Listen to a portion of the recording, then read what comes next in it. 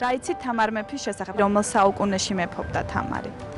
მე-12 საუკუნეში იყო ერთადერთი ქართველი ქალი მეფე. თამარ მეფე იყო პირველი ქართველი ქალი მეფე, რომელმაც საქართველო გააერთიანა, გაამთლიანა, გააძლიერა. თამარ მეფის შესახებ რა იცით? ძლიერი ეპოქის ძლიერი მეფე. ორი შვილი ყავდა, როგორც მე ვიცი. რუსუდანი და ლაშა გიორგი.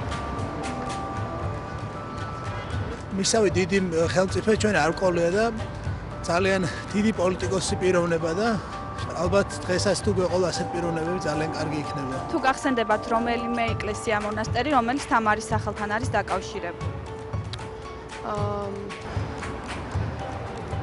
ყინწვისის ეკლესია, რომელზეც არის გამოსახული თამარ მეფის სახე. ბეთანია. თამარის სახეა გამოსახული ბეთანიაში. თუ იცით სრულიად საქართველოს კათოლიკოს პატრიარქმა რომელი წელი გამოაცხადა თამარის წლად? ნამდვილად არ ვიცი ეგ. არ ვიცი. 2013 წელი არის საიუბილეო წელი. მეცნიერები ფიქრობენ, რომ სრულდება 800 წელი თამარ მეფის გარდაცვალებიდან. აი ამიტომ ჩვენ გადავწყვიტეთ, რომ ამ წელიწადს დაერქვას თამარ მეფის წელი.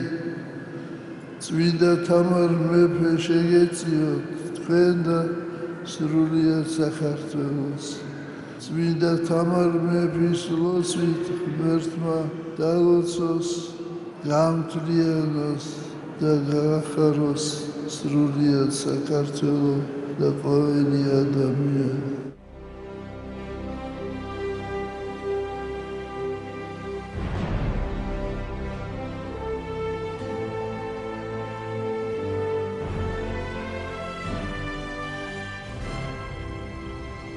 უძლეველობის გვირგვინით შემკული წმინდა მეფე თამარის ხსოვნა ქართველ ერში მხოლოდ და მხოლოდ მემატიანეებისა და ჟამთა აღმწერლების მონათხრობით ისეთი სრულყოფილი ვერასოდეს იქნებოდა, როგორიც დღეს არის. ხალხურმა ზეპირსიტყვიერებამ, თქმულებებმა და ლეგენდებმა, ასევე ხელოვნების სხვადასხვა დარგში, განსაკუთრებით კი სახვით ხელოვნებასა და ლიტერატურაში შექმნილმა მეფის ხატოვანმა პორტრეტებმა, მისი ხსოვნა ერის ცნობიერებაში სულ სხვაგვარად შემოინახა.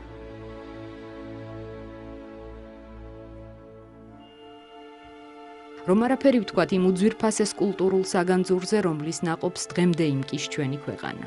ოქროს ხანად შერაცხული ეპოქა არა მარტო პოლიტიკური, კულტურული, სულიერი თუ ზნეობრივი თვალსაზრისითაც განვითარების ისეთ მწვერვალს აღწევს ნებისმიერი ყველაზე ძლიერი სახელმწიფოსთვისაც მისაბაძი და სანატრელი რომ იქნებოდა. თამარ მეფე საკუთარ თავში ძლევამოსილი მეფისა და ჭეშმარიტი ქრისტიანის, სიბრძნით, ნიჭითა და გონიერებით გამორჩეული ქვეყნის მმართველისა და მზრუნველი, მოსიყვარულე, ერთგული ქართველი ქალის სახეს აერთიანებს.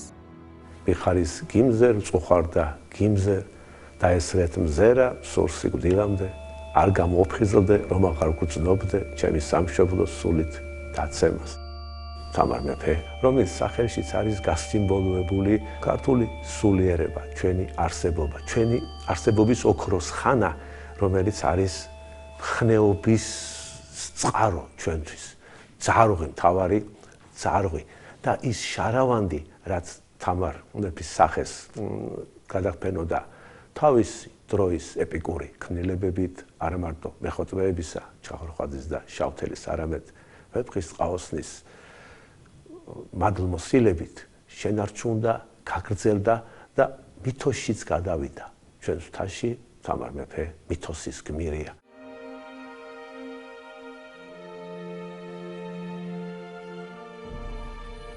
(1066) წელი ერთ-ერთი ყველაზე იღბლიანი აღმოჩნდა საქართველოსთვის. ქვეყანას მოევლინა გიორგი მესამისა და ბორდუხან დედოფლის ნანატრიშვილი თამარი. მაშინ ვერავინ წარმოიდგენდა, რომ სწორედ ამ ქალის სახელს დაუკავშირდებოდა ეპოქა, როდესაც ჭექდა და ქუხდა ქართველთა სახელგანთქმული სამეფო. მთელს მსოფლიოში რომ გაუვარდა უძლეველობის სახელი და მტრებს შიშის ზარს სცემდა არა მარტო საკუთარი ძლიერებით, არამედ სიბრძნითა და გონიერებით. ბავშვობიდანვე ნიჭითა და მშვენიერებით გამორჩეული თამარის სახელს ოქროს ხანა წოდებული ეპოქის შექმნასთან ერთად უფლისნებით ბევრი ისეთი მანამდე უპრეცედენტო შემთხვევაც დაუკავშირდა, რომელმაც მთლიანად შეცვალა ქვეყნის პოლიტიკური კურსი. საბოლოოდ კი ერთგვარი სულიერი თუ ინტელექტუალური გარდატეხა მოახდინა ქართველი ერის ცნობიერებაში. 1169 წელს მეფე გიორგი მესამემ საკუთარ სიცოცხლეშივე გაამეფა თავისი ერთადერთი ქალიშვილი და შესაბამისად სამეფო ტახტის ერთადერთი კანონიერი მემკვიდრე თამარი. ასე დაიწყო 12 წლის მონარქის ერის წინამძღოლობის უმძიმესი და ურთულესი გზა, რატომღაც დღემდე ისმის კითხვა იყო თუ არა ლეგიტიმური თამარის სამეფო ტახტზე ასვლა. გიორგი მესამის გასამეფებლად და მისი მეფობის ლეგიტიმაციისათვის დემეტრე პირველმა გადადგა უაღრესად სწორი პოლიტიკური ნაბიჯი, გათვლილი სწორედ აი მომავალზე, ამ ლეგიტიმაციაზე. დავითი, რომელმაც აჯანყება მოუწყო მამამის შეთქმულება უпростоრად და მამა ბერად აღკვეცა და ძმა გიორგი ციხეში ჩააგდო, გარდაიცვალა. და დემეტრე პირველი უბრუნდება ამის მერე ტახტს, შემონაზვნებულია ჩოხას იხდის, ისევ საერო ცხოვრებას უბრუნდება, სამეფო ტახტს უბრუნდება ისევ და აი ამ დროისათვის მას ეს უკვე ხდება 1156 წელს, მას ყავს ერთადერთი შვილი გიორგი, რომელსაც მეფედ აკურთხებს თავის თანამოსახდებს და ჩვენ გიორგი მესამე. დემნას ფაქტორი ორბელებს სურდათ გამოიყენებინა თავის სასარგებლოდ. ის მათთან იყო ოჯახში მიბარებული ახსაზრდელად, რომ მეთვალყურეობის ქვეშ ყოლოდათ, იმიტომ რომ ორბელები დემეტრე პირველისა და მერე გიორგი მესამის ერთგულები იყვნენ იმ ეტაპზე. ეს მე-12 საუკუნეში 50-იან 60-იან წლებს გულისხმობ, მაგრამ 70-იან წლებიდან იწყება დაპირისპირება უკვე გიორგი მესამესა და ორბელებს შორის და დემნას თავის ოჯახში არსებობა ორბელებმა გამოიყენეს იმისთვის, სწორედ რომ თუ ვერ ჩამოეგდოთ ტახტიდან, ყოველ შემთხვევაში შეეზღუდათ გიორგი მესამის უფლებები, გაყოფასაც თხოვდნენ ისინი სამეფოს გიორგისა და დემნას შორის. ასე რომ ეს საკითხი შეიძლება თქვას უნდა მოიხსნა საერთოდ დღის წესრიგიდან, ასე საკითხის დაყენება ლეგიტიმური იყო თუ არა თამარის გამეფება. სამწუხაროდ მამაშვილის ერთობლივი მმართველობა დიდხანს არ გაგრძელებულა. 1184 წელს გიორგი მესამე გარდაიცვალა, რამაც რა თქმა უნდა ძლიერ დაამძიმა თამარის სამეფო ჯვარი. მეფის გზის სირთულესა და ჯვრის სიმძიმეს სიმბოლურად ალბათ მისი მეფედ კურთხევის მეორე ცერემონიალი განასახიერებს, როდესაც გვირგვინოსანი სადედოფლო სამოსლით კი არ შემოსეს, არამედ სამეფოთი, როგორც მეფე და ლაშქრის მთავარსარდალი.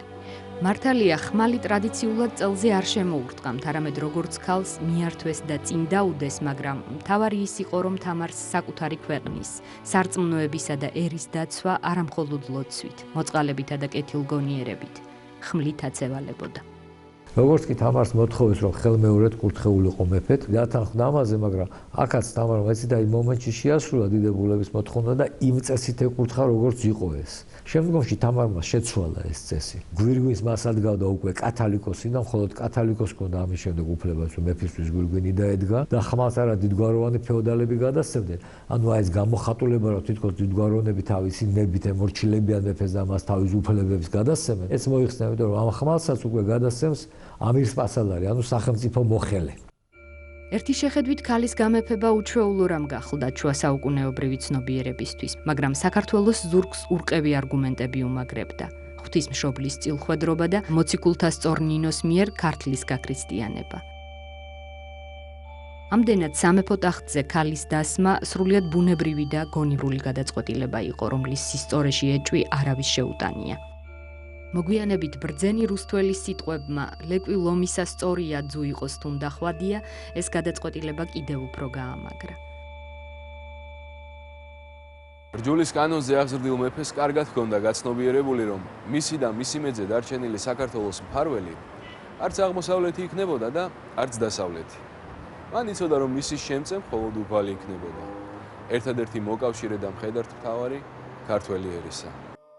იმას, რომ კეთილმსახური მეფის სასოება მხოლოდ მაცხოვარსა და მის წინაშე კაცობრიობის ყველაზე დიდ მეოხზე, ღვთისმშობელზე იყო დამყარებული, წმინდა მეფის ჩვენამდე მოღწეული გამოსახულებანიც კარგად მოწმობს. ის წინამორბედ და მემკვიდრე მეფეებთან ერთად უფლის ან ყოვლადწმინდა ქალწულის წინაშე მლოცველად წარმოგვიდგება. ამ მხრივ განსაკუთრებით გამორჩეულია ბერთუბნის ტაძრის მოხატულობა, სადაც უმთავრესი აქცენტი გადატანილია სამოთხეზე. ცხადია მიზეზი ძნელი გამოსაცნობი არ უნდა იყოს. საკუთარი ერის სულიერებაზე დაუღალავად მზრუნველი მეფე დედაღვთისას ქართველთა ზეციური იერუსალიმის მოქალაქეობას უნდა შესთხოვდეს. თამარისა და ლაშა გიორგის თავზე გამოსახული არის ღვთისმშობლის ცხოვრების ამსახველის სცენები. გარდა ამისა, ყველა სცენაში, რომელიც ღვთისმშობელთან არის დაკავშირებული, ბროწეულის ხეებია წარმოდგენილი. ანუ 60-ზე ზეციურზე კეთდება აქცენტი ამ შემთხვევაში. ქტიტორებიც წარსდგებიან საკურთხეველში გამოსახული ღვთისმშობლის წინაშე.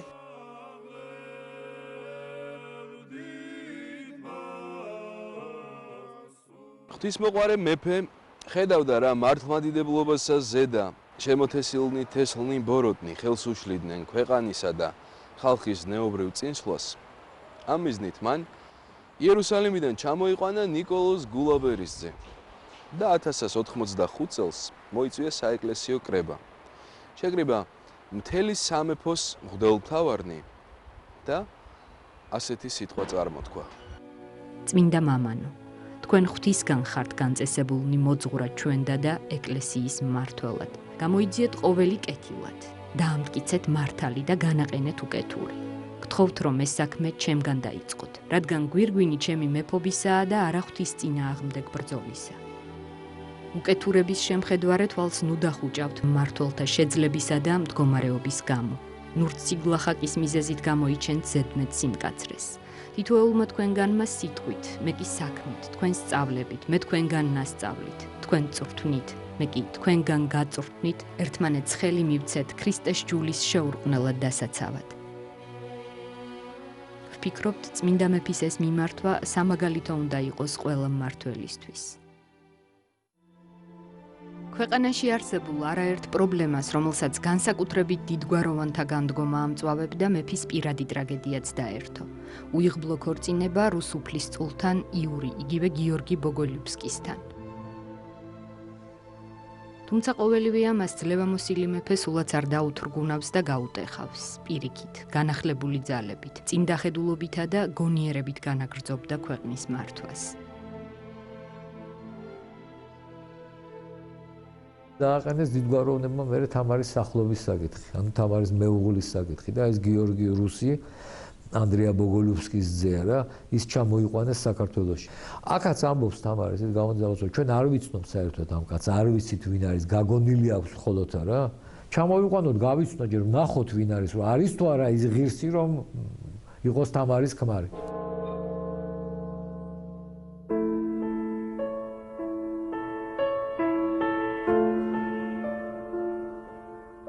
საგანგებოდ უნდა აღინიშნოს შალვა დიანის რომანი უბედური როსი, რომელიც მთლიანად მიეძღვნა თამარ მეფეს იმ ეპოქას და ხიდი არის გადებული ვეფხისტყაოსანთან, რომ ეპოქა დაეხატა, რაც შეიძლება ზუსტად წვრილმანებამდეც კი აღედგინა თამარ მეფის დროინდელი საქართველო და აღედგინა არა მარტო იმიტომ, რომ ჩვენ ეს ეპოქის სულში ჩაგვეხედა, არამედ იმიტომაც, რომ ეს ყველაფერი მომავლისთვის, აი ეს შენარჩუნებულია ყოველთვის მომავალი საქართველოსთვის, ეს იყო აუცილებელი. 1089 წელს თამარმა მეორედ იქორწინა ოსტაუფლისწულზე დავით სოსლანზე. მათ ჯვარი დიდუბის სასახლეში დაიწერეს. ქორწინება ღვთივკურთხეული აღმოჩნდა საქართველოსთვის. მალე სამეფო ტახტს ორივე მკვიდრე, ლაშა გიორგი და როსუდანი მოევლინა.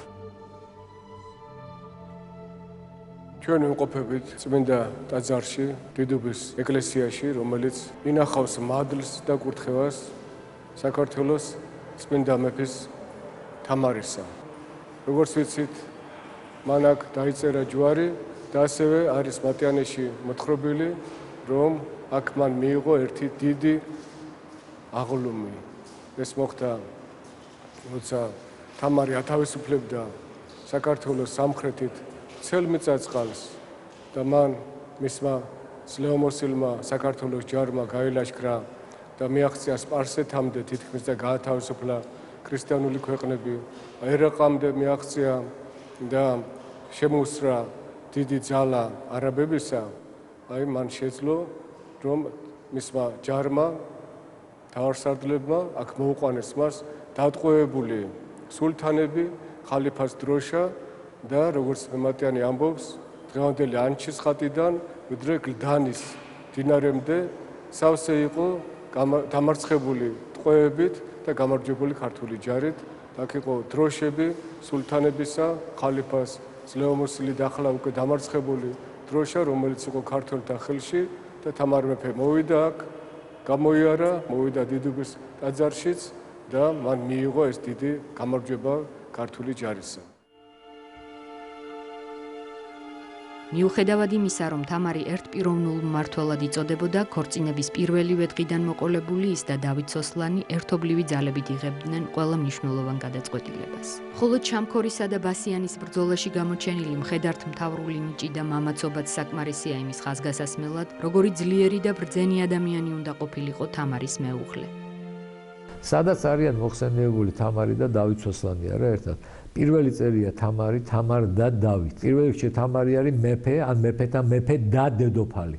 აი ესეთი მითი განსხვავებით არა, რუსული თუ თქვა ის ევროპული და საერთო იმიდან იქ დედოფალი იყო თქვა ძალიან ძლიერი რუსეთში არა, ეკატერინე მეორე ხო?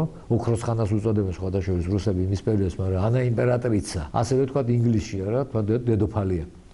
აი თამარი მეფედ იწოდება. თამარი კი არ არის დავით სოსლანის მეუღლე. დავით სოსლანია თამარის მეუღლე. ეს ოფიციალურ დოკუმენტებში ასე არის ყველგან ასახული და ამიტომაც არის რომ თამარის შვილებიც, რა, ისინი თამარის ძეები არიან, როგორც გიორგი მეოთხე, ლაშა გიორგი, ასევე რუსუდანიც. ორივე გვარით ბაგრატიონი იყო, მაგრამ თამარი იყო პირდაპირ შტოს წარმომადგენელი, ხოლო დავით სოსლანი გვერდით შტოს წარმომადგენელი. რომ არა თამარის ქორწინება დავით სოსლანზე, დავით სოსლანს რასაკვირველია არ ერგებოდა ეს პატივი და გარდა ამისა არც არასოდეს ავიწყებდნენ დავით სოსლანს, როგორც ჩანს, რომ მას მეფობა ერგო არა თავისი გვარჩამომავლობის მიხედვით, არამედ მას მეფობა ერგო თამარის ქმრობით. წმინდა მეფე თამარის მოღვაწეობის აღწერისას ძალიან ძნელია გამოყო მთავარი და მეორე ხარისხოვანი. დაუსრულებლად შეიძლება ისაუბრო მის ძლევამოსილ გამარჯვებებზე, დიპლომატიური კუთხით გაკეთებულ გონივრულ გადაწყვეტილებებზე, რეფორმებზე სხვადასხვა სფეროში, მისი მოღვაწეობის პერიოდში აგებულ კულტურულ ძეგლებზე, ხელოვნების ნიმუშებზე. მისი მოღვაწეობის პერიოდში არაერთი ეკლესია მონასტერი აიგო და შეიმგო. არა მარტო წმინდა ადგილებში, არამედ მის მიერ შემოერთებულ ტერიტორიებსა და ყმად ნაფიც ქვეყნებში. დიდ დახმარებას უწევდა ქვეყნის გარეთ არსებულ მონასტრებსაც. იმ პერიოდში პოლიტიკურ წარმატებასთან ერთად დიდი წინსვლა ჰქონდა ეკონომიკასაც. განვითარდა ვაჭრობა, ხელოსნობა, მრეწველობა. აიგო უამრავი სოფელი და ქალაქი. თამარის მოჭრილ ფულს ქართულ არაბული წარწერებით დიდი გასავალი ჰქონდა მთელს მსოფლიოში.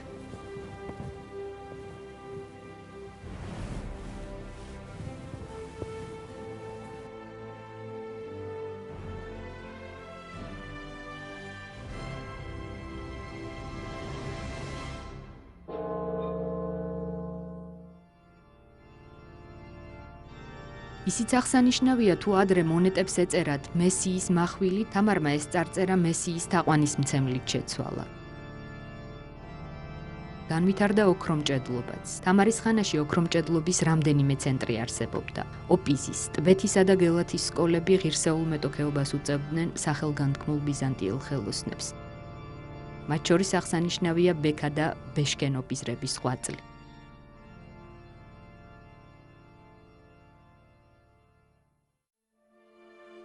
თამარის სახელს არაერთი წმინდა გადმოცემა უკავშირდება, განსაკუთრებით დიდი პოპულარობით სარგებლობს ერთი მათგანი, რომელიც შემდეგს მოგვითხრობს.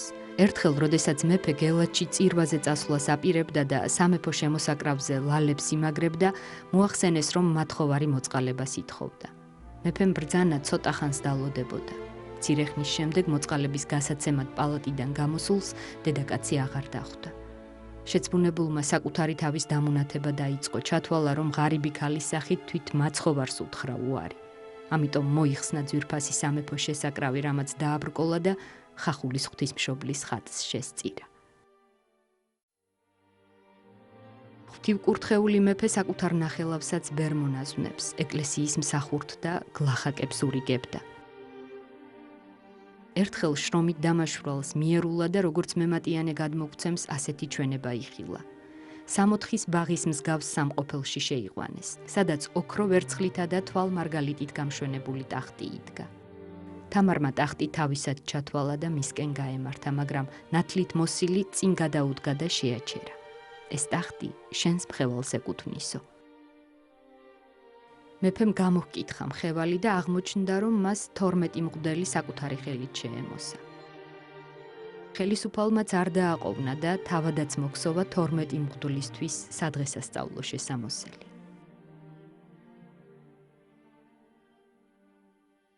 ჩვენამდე შემორჩენილია თამარ მეფის 5 პორტრეტი. ბუნებრივია, ხუთივე საეკლესიო მონუმენტური მხატვრობის კლასიკურ ნიმუშს წარმოადგენს. ვარძიის, ბეთანიის, ყინწვისის, ნათლისმცემლისა და ბერთუბნის კედლები საუკუნეების განმავლობაში უნახავდნენ მომავალ თაობებს წმინდა მეფის სახეს და ადასტურებენ მემატიანეების სიტყვებსა და ხალხურ ლეგენდებში მოთხრობილ ამბებს ქალთა შორის უმშვენიერესი მეფის შესახებ. თუმცა თითოეულ ფრესკაზე მთავარი არა გარეგნული სილამაზე, არამედ საოცარი შინაგანი სამყაროა, რომელიც ისეთივე სრულყოფილი და მშვენიერია, როგორც ერთდროულად სულიერი და მატერიალური თვალსაზრისით მდიდარი თამარის ეპოქა. გარეგნული ბრწყინვალების მიღმა საოცარ სულიერებას რომ მალავს. ფაქტიურად არც ერთი ისტორიული პირის ამდენი პორტრეტი ჩვენ არ შემოგრჩენია. პირმშვენიერი თამარი, სავსე სახის ოვალით, ულამაზესი გადაკალმული, გადაბმული წარბებით, აი ეს არის ის სახე, რომელიც აერთიანებს ხუთივე პორტრეტს. პირველი გახლავთ ვარძიის მოხატულობა, სადაც თამარი წარმოდგენილი არის თავის მამასთან, გიორგი მესამესთან ერთად და ისინი წარსდგებიან ტახტზემჯდომი შვილედი ღვთისმშობლის წინაშე. წარწერის მიხედვით ჩვენ ვგებულობთ, რომ გიორგი მესამე ამ პერიოდში უკვე გარდაცვლილია. ხოლო თამარი ჯერ გათხოვილი არ არის, თუმცა ეს წარწერაში არ წერია, ამას ჩვენ ვასკვნით მისი გამოსახულების მიხედვით. გათხოვილ ქალებს შუა საუკუნეებში ქართველებს აუცილებლად მანდილი უნდა ქონოდათ ყბის ქვეშ ამოტარებული. ამ პორტრეტზე კი ვარძიის ამ პორტრეტზე თამარის მანდილი უკან ეშვება მხრებზე. ანუ ჩვენ შეგვიძლია დავადასტუროთ, რომ ამ პერიოდში თამარი გათხოვილი არ არის. ქრისტიანულ იკონოგრაფიაში შემთხვევითი სულ მცირე დეტალიც კი არ არის. მით უფრო მაცხოვრის ცხოვრებასთან დაკავშირებული ეპიზოდები წმინდა წერილიდან. ამ შემთხვევაში მხედველობაში გვაქვს ვარძიის კედლის მხატვრობის ჩრდილოეთ კედელზე გამოსახული სამეფო ოჯახის თავზე განაწილებული ფეხტბანვის სცენა. ამ უმნიშვნელოვანესი გამოსახულების აქ განთავსებით წმინდა მეფემ გამოხატა ქრისტიანულ თავმდაბლობასა და მორალზე დაფუძნებული დამოკიდებულება თავისი ხალხის მიმართ. მომდევნო მოხატულობები, სადაც თამარის პორტრეტია გამოსახული, გახლავთ ბეთანიისა და ყინწვისის მოხატულობები. ყველა ამ ტაძარში, 4-ვე ტაძარში უფრო სწორად ნათლისმცემელს არ გულისხმობ, თამარ მეფე გამოსახული არის თავის თამხლებ პირებთან ერთად ჩრდილოეთის კედელზე. რატომ? იმიტომ რომ ყველა კარი, შემოსასვლელი კარი გაჭრილი არის სამხრეთიდან. თუ ვარძიაში ჩვენ ვნახეთ თამარი და მისი მამა გიორგი მესამე უკვე ბეთანიაში და ყინწვისში ჩვენ ვხედავთ სამ პიროვნებას. თამარი აუცილებლად ცენტრში, მას გვერდს უმშვენებს ლაშა გიორგი, ხოლო მის წინ კვლავ გიორგი მესამეა გამოსახული. განსხვავება იმაში მდგომარეობს, რომ თუ ვარძიაში ისინი წარსდგებიან ჩვილედი ღვთისმშობლის წინაშე, ტახტზემჯდომი ჩვილედი ღვთისმშობლის წინაშე, ბეთანიაში ისინი დგანან ორ წმინდა მეომარს შორის და ფაქტიურად საკურთხეველში გამოსახული ღვთისმშობლის წინაშე წარსდგებიან. ხოლო ყინწვისში ისინი გამოსახულნი არიან ტახტზემჯდომი მაცხოვრის წინ, რომელიც მათ აკურთხებს. თამარის ეპოქის წარმოდგენა შეუძლებელია შოთა რუსთაველისა და მისი გენიალური პოემის ვეფხისტყაოსნის გარეშე.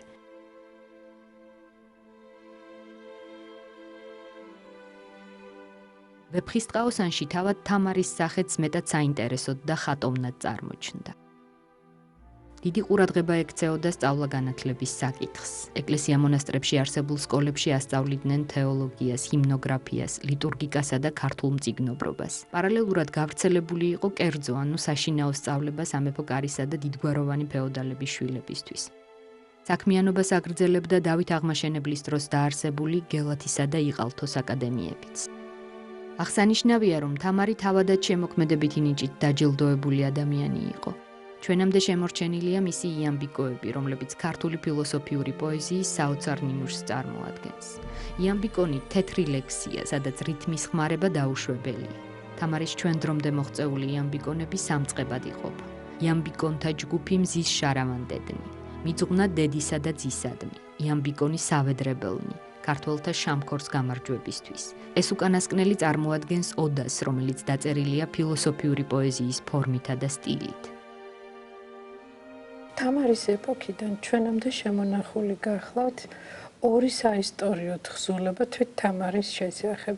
ერთ-ერთი მათგანი ანონიმი ავტორის ისტორიანი დააზმარე შარავანდედთანია, რომელშიც ჩართული გახლავთ თამარის ერთ-ერთი იამბიკო, რომელსაც პირობითად დასაწყისი სიტყვების მიხედვით სახელად ჰქვია, უწოდებენ და ასე მოვიხსენიებთ ხოლმე ჩვეულებრივ ცასა ცათასა. ეს ტრადიცია კი სახელდებისა ბიბლიიდან მომდინარეობს. ასე რომ ამითაც თამარი თავის თვალსაზრის გამოთქვამს და გამოხატავს წინაპართა დიდი ტრადიციებისა და მსოფლმხედველობის მიმართ. რაც შეეხება მეორე იამბიკოს, მეორე იამბიკო იწყება ასეთი სიტყვებით ქალწულებრივთა მათთა სისხლთაგან და ეს არის ხახულის ღვთისმშობლის ხატისადმი მიძღვნილი სამადლობელი საგალობელი. მას შემდეგ, როდესაც ერთ-ერთ შემთხვევასთან დაკავშირებით, კერძოდ კი ხახულის ხატის შემკობასთან დაკავშირებით მიუძღვნა თავად თამარმა. თამარი ყოვლადწმიდა ღვთისმშობელს მიმართავს, რომ თავის ძესთან ერთად დალოცოს და მფარველად გაუხდეს მას. ეს მეორე საგალობელშიც არის და ყოვლადწმიდა ღვთისმშობელი კი არის მფარველი სრულიად საქართველოსი.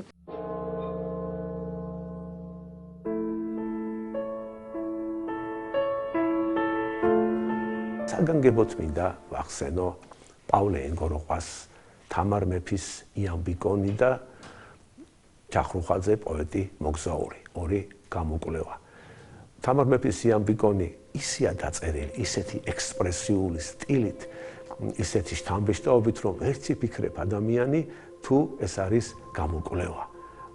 როგორც აი პროზაული ქმნილებები, პოეტური ქმნილებები აი დონეზე ადის და როცა იკვლევს ძალიან ფაქიზად თამარ მეფის იამბიკოებს აღმოაჩენს და შემდგომ იკვლევს საერთო ეპოქის ფონზე მის მნიშვნელობას, ისე კარგად ხატავს ისეთი ოსტატობი თამარის პორტრეტსაც, რომ აღტაცებული დარჩება ადამიანი და შემთხვევითი არ არის, როცა ვინმე იტყვის, რომ პავლე ენგოროყვას ეს გამოკვლევა უნდა განვიხილოთ იმ პროზაულ ქმნილებათა გვერდით. მუხჩაუხრელმა შრომამ, ღვაწლმა, საფიქრალმა, გამუდმებულმა მარხვამ, ფეხშველა ლიტანიობამ და მონასტრის ქვის სარეცელზე წოლამ ჯანმრთელობა შეურყია თამარს და თავის საზაფხულო რეზიდენციაში ყოფნისას მძიმე სენი შეეყარა.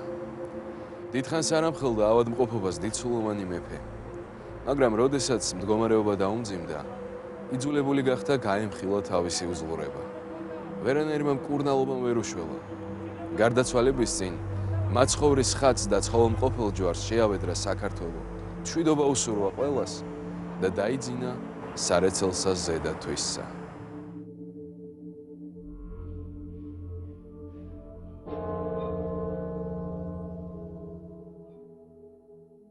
გელაჩია ეს თამარი დაკრძალული, ამას წერენ მისი ისტორიკოსები, თანამედროვე ისტორიკოსები, როგორც ჩანს გაძარცვულია ეს საფლავი.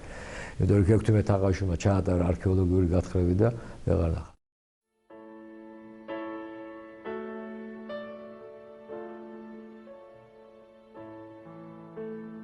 დღემდე მოღწეული არის მისი ნივთი, გულსაკიდი ჯვარი თამარისა. ეს არის მნიშვნელოვანი, იმით რომ საერთოდ უდიდესი საგანძურია საქრისტიანოსი, იმიტომ რომ აქ არის ჩასვენებული ძელი ცხოვლის ნაწილი, ანუ ის ნაწილი იმ ჯვრის ნაწილი, რომელზეც ავნეს ჩვენი მაცხოვარი იესო ქრისტე, ეს არის ძელი ჭეშმარიტის ნაწილი და ამით ძალზე მნიშვნელოვანი არის ეს ჯვარი, მაგრამ მეორე, რა თქმა უნდა, არანაკლები ჩვენთვის, ჩვენი წმინდა ეკლესიისთვის და ჩვენი ერისთვის არის ის, რომ ეს არის თამარის ჯვარი.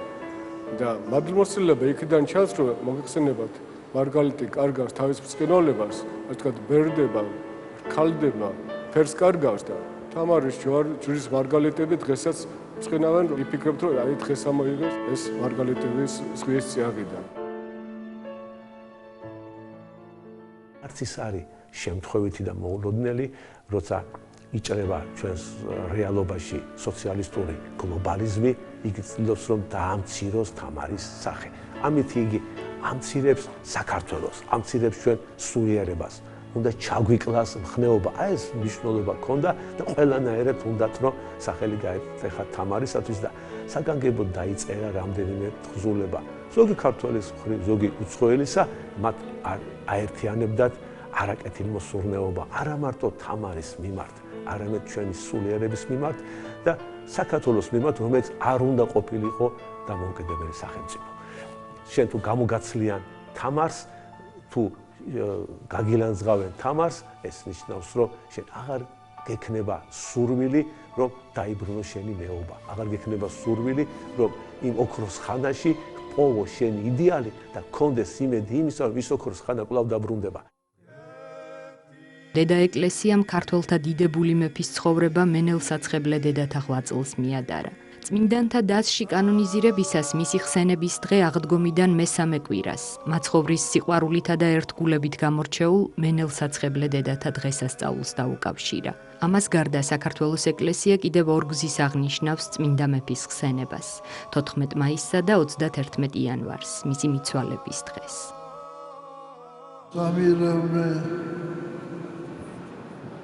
აფუჭებს ადამიანს, ღვნის ადამიანს.